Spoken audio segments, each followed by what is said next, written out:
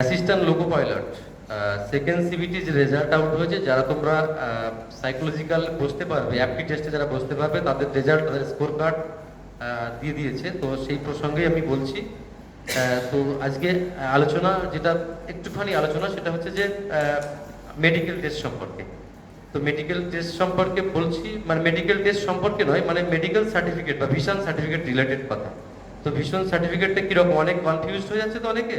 তো সেই জন্য আমি বলে রাখছি যে এটা কিছুই না, অ্যানেক্সার 6 বলে একটা পেজ আছে, সেই পেজটা থেকে ডাউনলোড করতে হবে। এরকম একটা পেজ A4 সাইজের ডাউনলোড করে নেবে। এখন মনে হচ্ছে 27 নাম্বার পেজে অ্যানেক্সার 6টা আছে, তাই তো নাকি?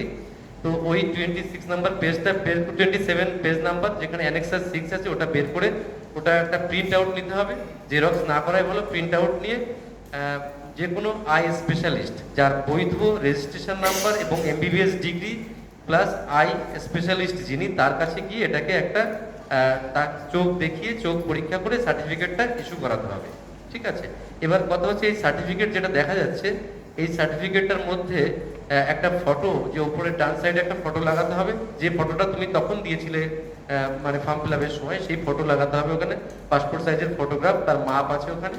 এবং তার নিচেই দেখো একটা সিগনেচার অফ ক্যান্ডিডেট আছে, সেই জায়গায় সিগনেচার অফ ক্যান্ডিডেট, সেখানে সিগনেচার করতে হবে তোমাকে। আর ওখানে ডাক্তারবাবু অ্যাটেস্টেড করবে ফটোর জায়গাটা। ঠিক আছে? ফটোটাকে অ্যাটেস্টেশন করবে।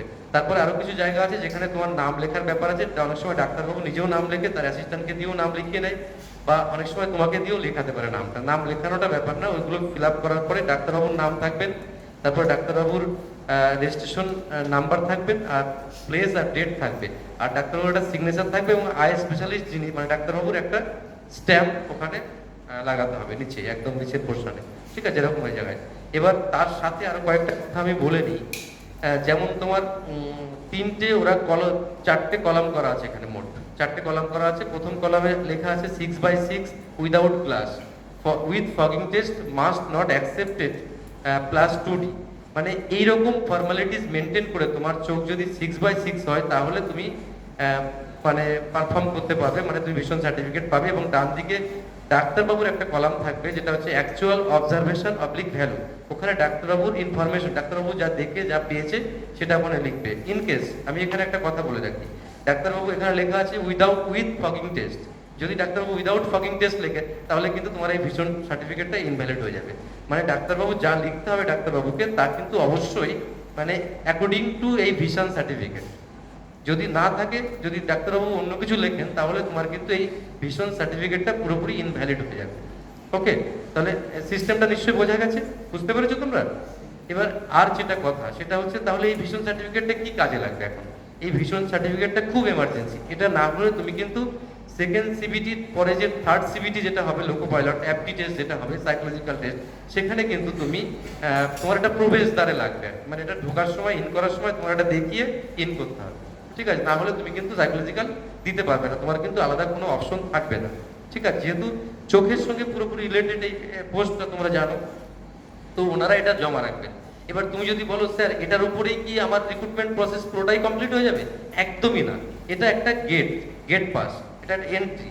তারপর রেলওয়ে বোর্ড যখন পুরোটা কমপ্লিট করে নেবে, তার প্রসেস হওয়ার পরে তোমার ডকুমেন্ট ভেরিফিকেশন হবে। তারপর তোমার মেডিকেল টেস্টে যখন ওনারা ডাকবেন, তখন ডাক্তারবাবুরা, মানে রেলের ডাক্তারবাবুরা তোমাদেরকে কি করবেন, একদম পুরোপুরিভাবে আরেকবার টেস্ট করবেন, টোটাল মেডিকেল টেস্ট যেটাকে বলে। সেখানে চোখের ছাড়া, চোখ ছাড়াও, আই ছাড়াও আরো অনেক অনেক টেস্ট আছে, সেগুলোও করবেন। এবং পুরোপুরি চোখের টেস্ট করে তারপরে ওনারা কিন্তু তোমার নেবেন আর কি। যদি তুমি এখন কোনো রকম ভাবে কারোর দ্বারা বা কোনো রকম ভাবে একটা কোনো মেডিকেল সার্টিফিকেট প্রোভাইড করো, তখন কিন্তু তুমি ধরা পড়ে যেতে পারো।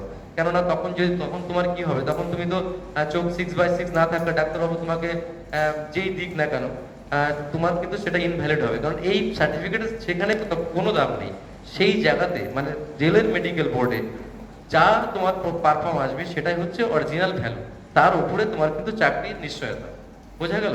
তাহলে এটার মূলত কাজ কি? গেট পাস, তাই তো? মানে এটা সাইকোলজিক্যালের গেট পাস বলা যায়। তাহলে এইটা কি পুরোপুরি বুঝতে পারলে তোমরা? তাহলে আমি এই পর্যন্ত রাখছি আজকে। এই মানে কি বলবো, মেডিকেল বা ভিশন সার্টিফিকেট সম্পর্কে। আদার্স কোনো কোয়ারিজ হলে আমাকে বলবে, আমি পাশে থাকবো। ওকে? Best of